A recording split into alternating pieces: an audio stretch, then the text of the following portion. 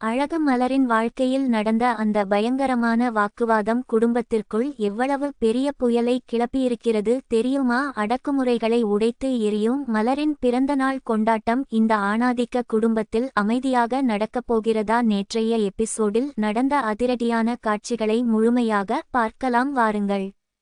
எபிசோடின் ஆரம்பத்திலேயே ஒரு மிகப்பெரிய விருந்து நடக்கும் இடத்தில் ஒரு பயங்கரமான பிரச்சனை வெடிக்கிறது. விருந்துக்கு வந்தவர்களை வீட்டின் பெரியவரான மாமா மிகப்பெரிய அளவில் அவமானப்படுத்தி விடுகிறார். இதை பார்த்த அழகு மலர் கோபத்தின் உச்சிக்கு செல்கிறாள். விருந்துக்கு வந்தவர்களை ஏன் இப்படி அசிங்கப்படுத்தினீர்கள் என்று நேருக்கு நேராக தைரியமாக கேள்வி கேட்கிறாள். அதற்கு வீட்டின் மற்றவர்கள் மலரை அடக்க பார்க்கிறார்கள். ஆனால் மலர் கொஞ்சமும் பயப்படாமல் எங்க அப்பா சொன்ன ஒரே காரணத்துக்காக தான் எனக்கு பிடிக்கவில்லை என்றாலும் இந்த இடத்திற்கு வந்தேன். ஆனால் மாமா பேசியது எல்லாமே மிகப்பெரிய தப்பு. அவரை கூப்பிட்டு வைத்து இப்படி அசிங்கப்படுத்தி இருக்கக்கூடாது என்று ஆவேசமாக பேசுகிறாள்.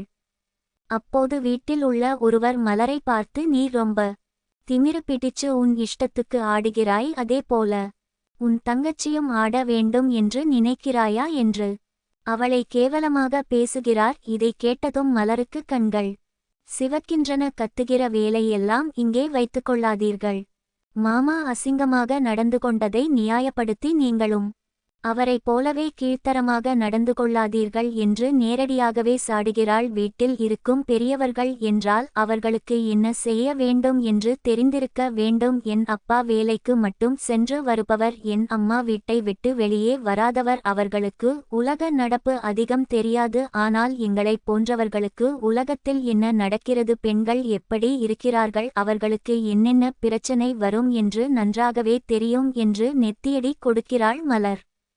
இதற்கு நடுவில் மலர் மதியிடம் சென்று தன்னுடைய ஆதங்கத்தை கொட்டுகிறாள். மாமா செய்தது தப்பு என்று ஒரு சின்ன குழந்தைக்கு கூட தெரியும். ஆனால் இந்த வீட்டின் ஆண்களுக்கு அது புரியவில்லை என்று வேதனைப்படுகிறாள். மேலும் மதியை பார்த்து, உன்னுடைய கணவர் சொல்வதற்கு எல்லாம் கண்மூடித்தனமாக தலையாட்டாதே. மாமா பேசியது குடும்பத்தில் இருக்கும் ரேவதிக்கே கொஞ்சம் கூட பிடிக்கவில்லை என்று குடும்பத்தில் நடக்கும் அரசியலை மதியின் கண்களுக்கு புரிய வைக்கிறாள் மலர். மதி அமைதியாக எல்லாவற்றையும் கேட்டுக்கொள்கிறாள்.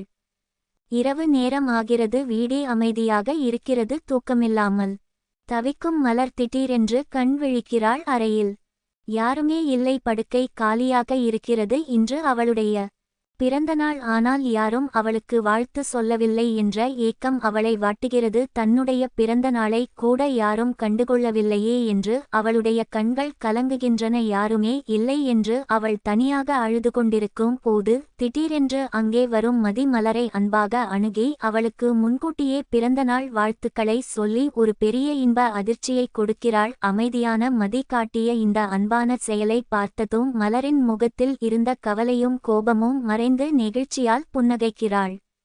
மறுநாள் காலையில் பிறந்த நாள் கொண்டாட்டங்கள் களை கட்டுகின்றன. மலரின் கணவர் பாக்கியராஜ் மலரை வெளியே அழைத்து செல்வதற்காக மிகவும் ஆசையாக தன்னுடைய இருசக்கர வாகனத்தை நீண்ட நேரமாக கழுவி சுத்தம் செய்து கொண்டிருக்கிறார். அவரிடம் வரும் மதி, என்னங்க இன்னும் வண்டியை கழுவி முடிக்கவில்லையா என்று சிரித்துக்கொண்டே கேட்கிறாள். அதற்கு பாக்கியராஜ் மலரை இன்று வெளியே அழைத்து செல்லப்போவதாகவும் இரவு முழுவதும் பயணம் சென்று அவளை சந்தோஷப்படுத்த போவதாகவும் தன்னுடைய ஆசைகளை மகிழ்ச்சியாக சொல்கிறார். அது மட்டுமில்லாமல் மலர் இதுவரை தன்னுடைய பிறந்த நாளை சந்தோஷமாக கொண்டாடியதே இல்லை என்று பாக்கியராஜ் சொல்லும் போது அதை கேட்டு மதியின் மனம் கனத்து போகிறது. நீங்க தாராளமாக மலரை அழைத்து கொண்டு கோவிலுக்கும் வெளியேவும் சென்று வாருங்கள். வீட்டில் இருக்கும் எல்லா சமையல் வேலைகளையும் நான் முழுமையாக தனியாக பார்த்துக்கொள்கிறேன் என்று மதி சொல்லும் இடம் இருவருக்கும் இடையே உள்ள அந்த அழகான பாசத்தை நமக்கு காட்டுகிறது.